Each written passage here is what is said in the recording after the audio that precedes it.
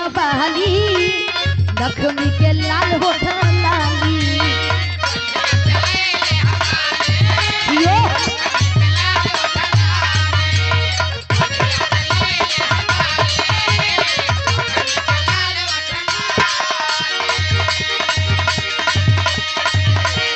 बंधुआ से लैले हवाली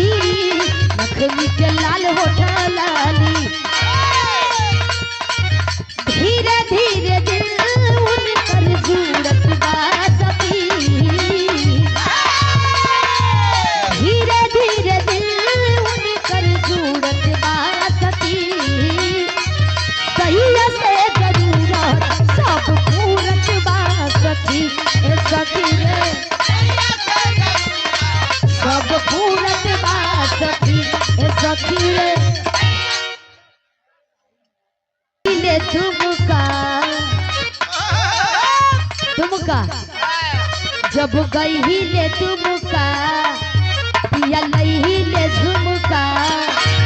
जब गई ही ले तुमका पिया लई ही ले झुमका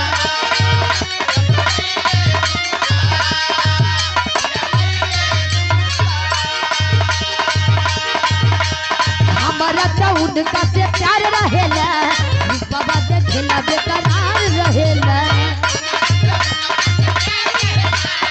बाबा देखला बेकरार रहेला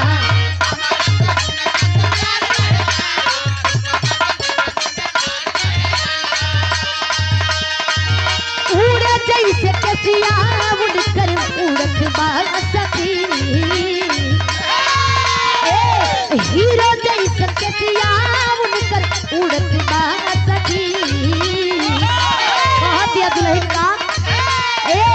सही से जरूरत सब पूरत बा सखी ए सखी रे सही से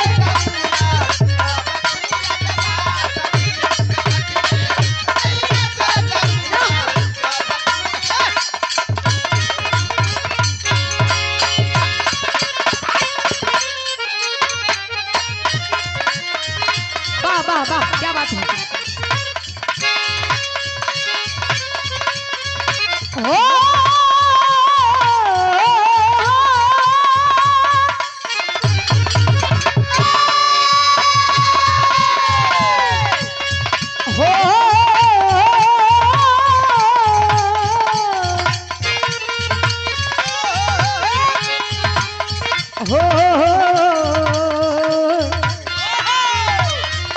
कोनो दुल्हन कहती है बा बहादुर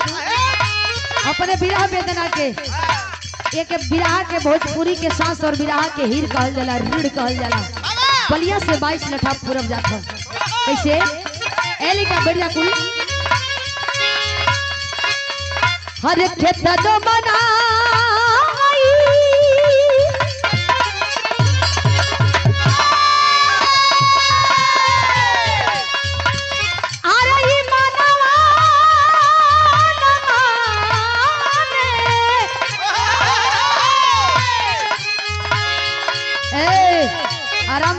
आराम से जौन भी हो गया आराम से तू हट जा भैया भर जा हो गई तो आज अरे खेत जो मना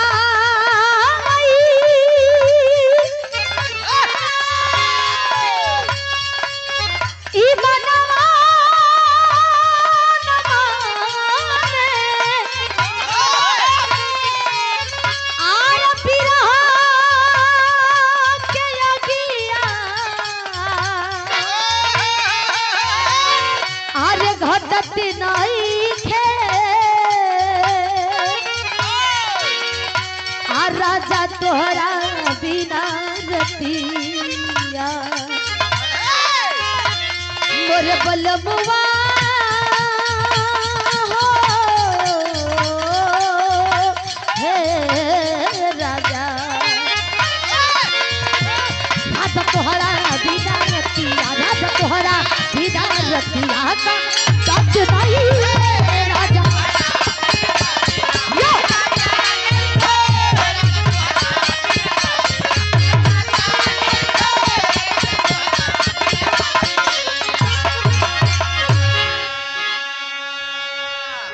बंटी बबली का सर